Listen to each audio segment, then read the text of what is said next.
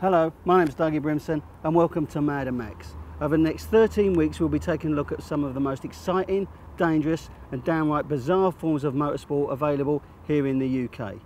Coming up this week we've got the Madder Maxx guide to Formula 1 stock car racing, Sarah goes JCB racing, and I'll be spending some time in the company of some men who like to do their racing in skirts.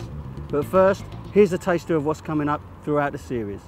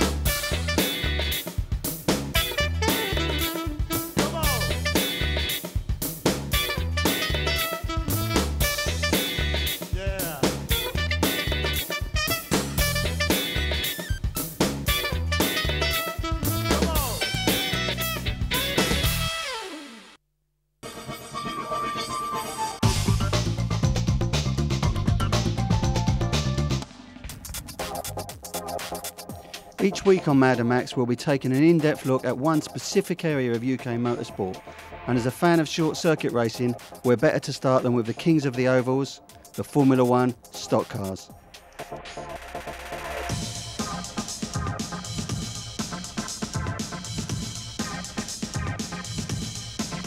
For me, there's no other form of motorsport with the speed, power and sheer presence of the Formula 1s. It's not a sport you watch, it's a sport you experience.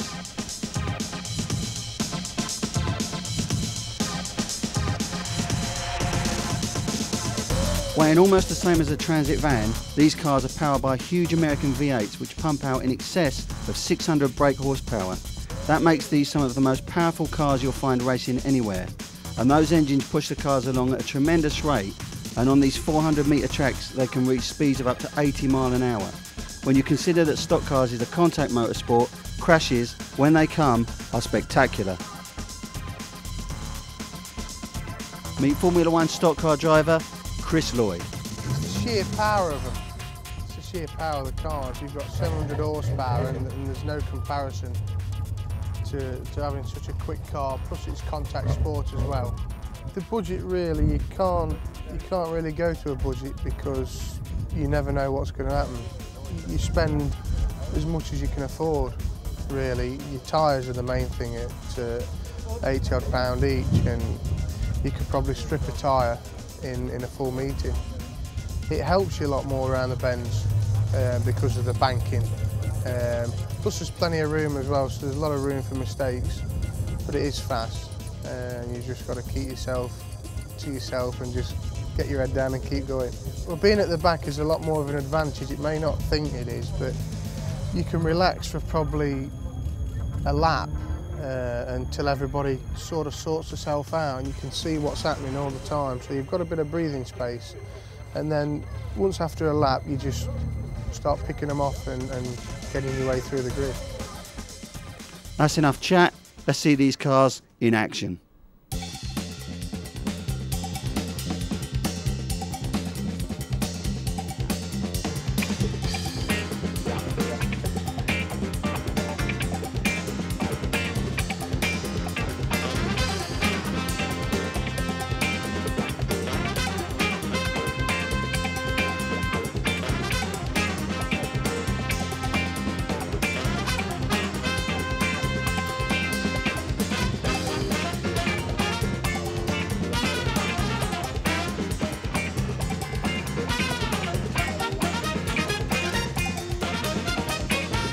He's the winner of that race, Castell. Gary, second heat, and he picks up a nice win. How was it for you? Yeah, it wasn't too bad. I was expecting it to be a lot harder than it was actually with Willie Peters from Holland, because he went really quick in the first race, and we just weren't quite on the pace, and we did a few adjustments to the car, and got a break at the start, got away, and went past Willie and drove away from him, so we were quite happy, really. There's a lot of big names out there today as well. Yeah, all the top guys are here, aren't they? And Lloyd, he's normally real quick on tarmac, and I think he must be ill today, actually, because he isn't performing how he normally does, and he really is quick normally. Formula One stock car racing is tough, and this time Chris Lloyd wasn't so lucky. Chris, we spoke to you earlier. It's been a bit of a hectic day and not as successful as you would have wished. Just one of them things, I think. It's just not gone right at all today. Just couldn't get in.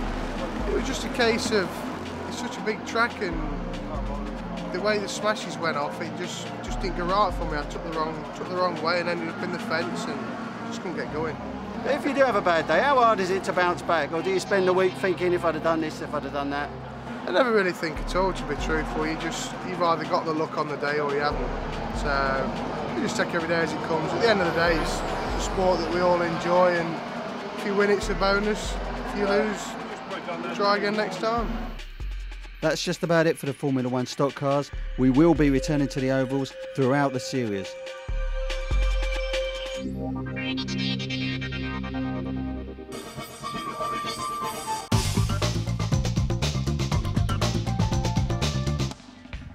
And now it's time to go over to Rob Hallam and some Madder Maxx Golden Oldies.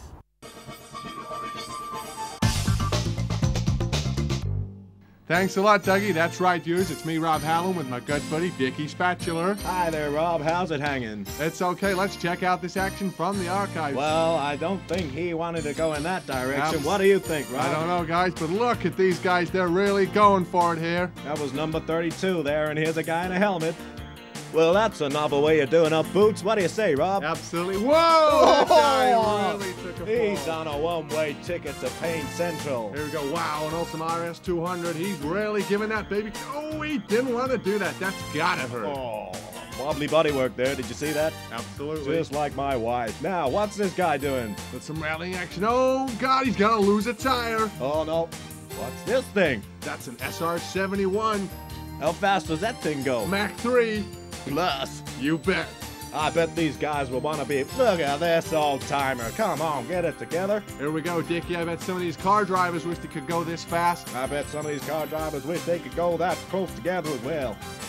Wow, the red arrows. Those boys rock. Those guys are the wrong way up. What is going on here? That's better. These guys really make it look so easy. Hey, Mr. Spaceman. Wow, the A10. He's got a face on the front. What does that do? I don't know, but I gotta get me one of those. Wow, they're throwing these things all around the sky, Rob. Now, what must that feel like? Man, you gotta be pulling G's out of the sky there. Look at this baby. She's a big old bird with propellers. Wow, those planes are awesome. Wings, too. Fixed wings, Rob. Not like this baby. Nah, that's a Chinook. Whoa, looks like she's got a foot caught there. Somebody call a Stuart. Hello, cool dude. Wow, this is definitely archive. Okay, water ski action. Let's have a go. Is he gonna make it? Is he gonna make it? I don't think. No, I knew he wouldn't. He does not like that one. Now, this guy's letting go in the corner there, and he fell off, Rob. Man, these guys take some punishment. I think I'd rather stick to four wheels. Here we go, another guy. Whoa! Look at the air he's getting there. He's nearly hitting the hotel. He could have jumped a whole bunch of skiers under that one. I tell you what, you're not wrong, Dick. Oh, he doesn't look happy. No. Bang! I think we got a problem with snipers here. Yeah, I think he wants to try a bit harder. Man, I thought four wheels were hard. Whoa! Head first. He's falling off. He's gonna go. He's gonna go, Rob. He's gonna go. He's gonna make go. it. Yeah! He's gonna go. Ow! Hey, at least these guys find it funny.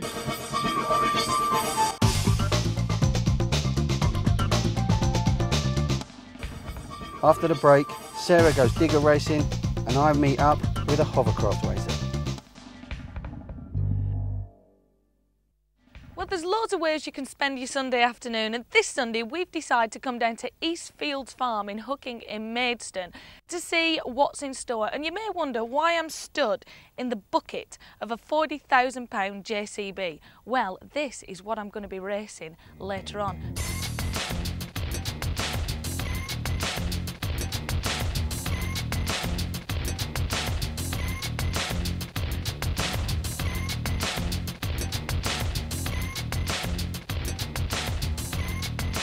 Before getting started, let's run through the rules. 4 machines race at a time, battling through the mud and around a cone. Then it's into the field and around a tree to pick up a cone. Back around that same tree to drop the cone. Then back into the mud to negotiate a slalom course before the finish. Before racing, one of the instructors talks me through the controls.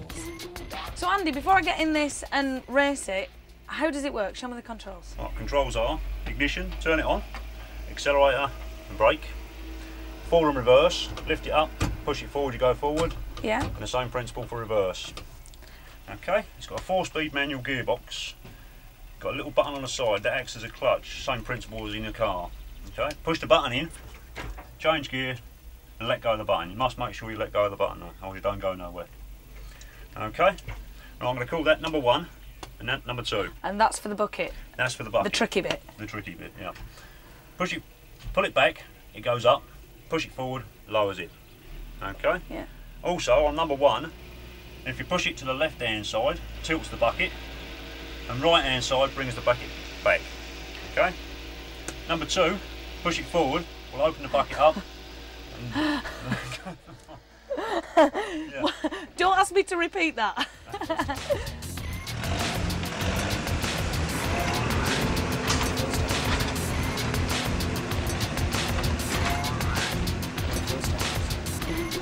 Round 1, and after a good start, I get around the corner and into the field first.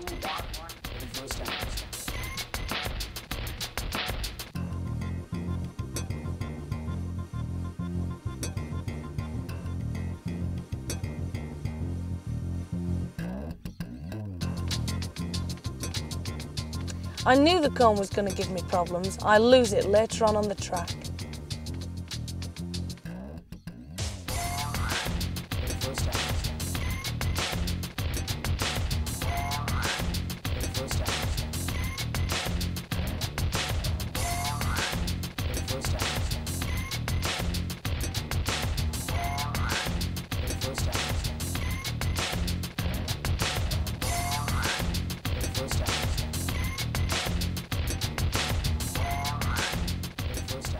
No problem with the slalom though, but I've picked up a penalty point for losing that cone.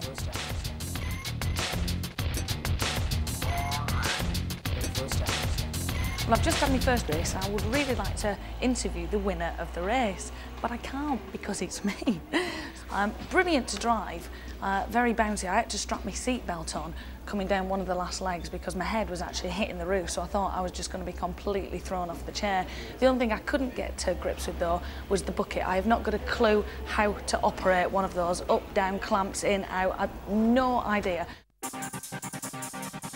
Round 2, and while I concentrate on winning the round, let's hear from the organiser, Louise Edelanu.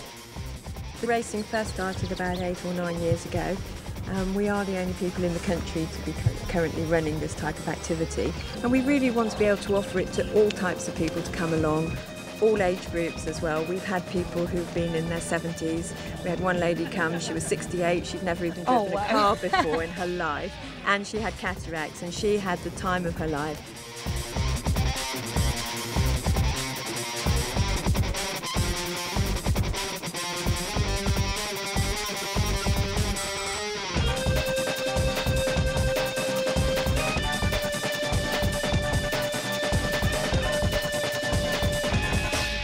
And after another good start, it all goes pear-shaped.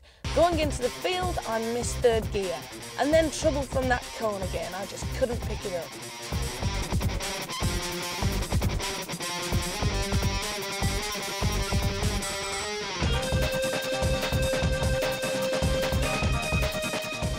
Even taking back 2nd place wasn't good enough. Number 1 cuts me off before the slalom. It was a disaster, and as a result, I miss out on the final. Meet Stuart, the winner of the event. Oh, it's brilliant to take part and to win. I've really enjoyed myself, and it's a lot more fun than I thought it would be. I am a builder, I must confess, but It's all coming out now. no, but I never get the chance to go in, and I've always liked them since being a little kid. And my mates club together for my birthday, and they treat me to this day. I've had a great day JCB racing, won 2 heats, beat the boys. That's the important bit. And now I've finished doing that, I'm going to take this and go and dig someone's garden. See ya.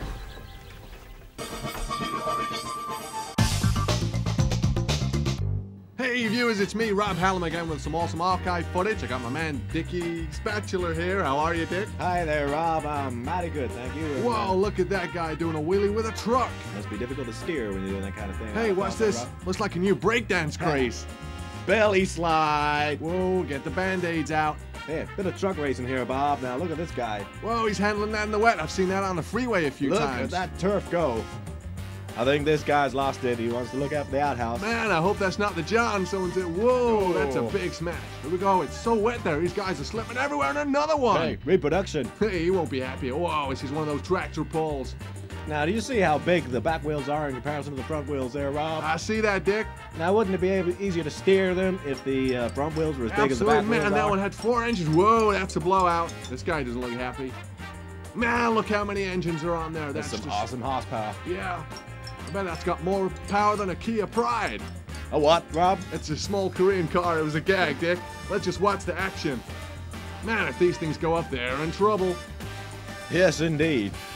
He's not going anywhere much, though, is he, Rob? No, Dick, pulling the sled down. Whoa, we're on another awesome plane here. Now, I don't know about you, Rob, but this looks awful scary. Man, he's got to have nerves of steel.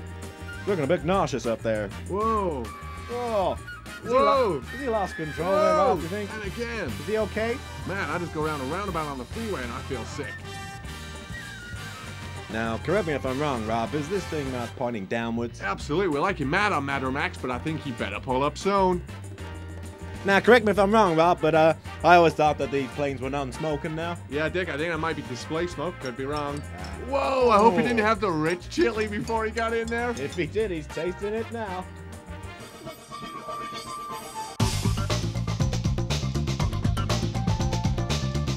On Madder Maxx, we've looked at vehicles which race on every kind of terrain, some on the land, some on the sea.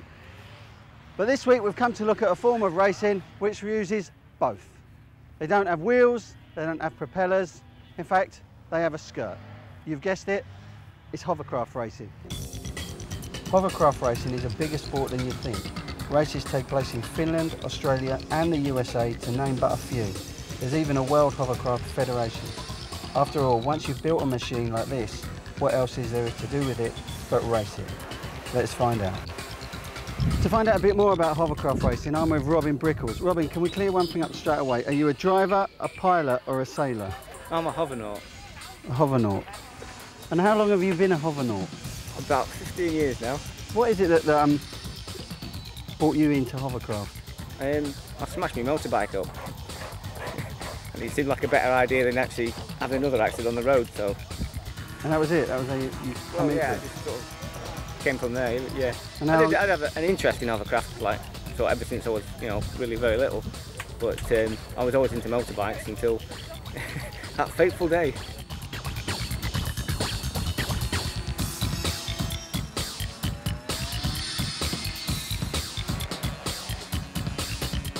It's quite a buzz actually to actually go around the course like, and then not worry that the ground underneath you isn't actually solid enough to walk on.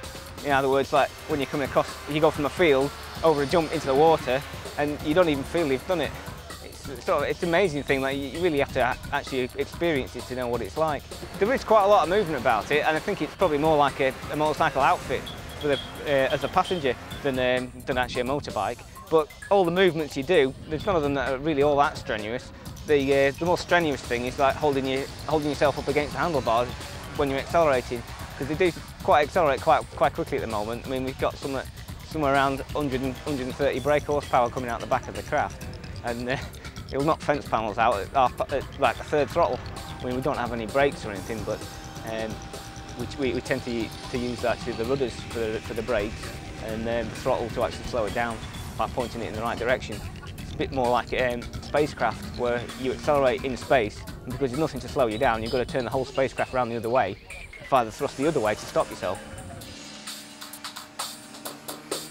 Okay, Robin, can you show us around your craft? Start at the front of the craft. This is the lift engine. It's 350 cc's, it's twin, and it produces somewhere around 20 brake horsepower. It's probably a little bit more than you actually need, but you don't actually want to have an engine that's not got enough power, especially when you're doing 60 mile an hour and the air's been ripped out underneath the craft. If we look at the fan in here, this is a meter duct fan, and it's running an air conditioning fan from it doesn't sound very technical, but it's one of the safest ones we've found, because the blades are only plastic and they will shatter without doing an awful lot of damage. They do quite a bit of damage to the craft, but hopefully they don't actually go and sever people's limbs off.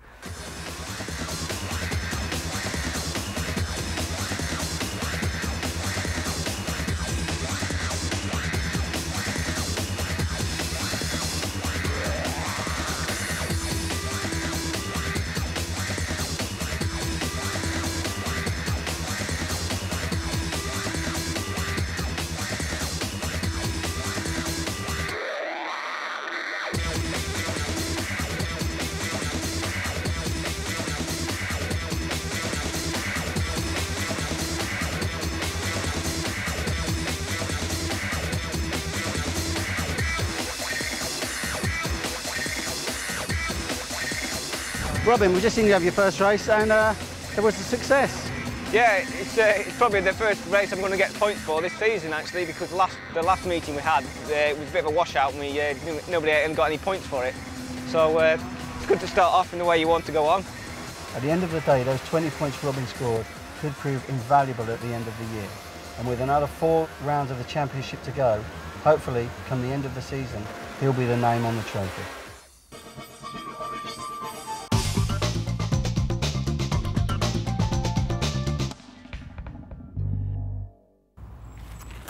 Well, that's about it for this week.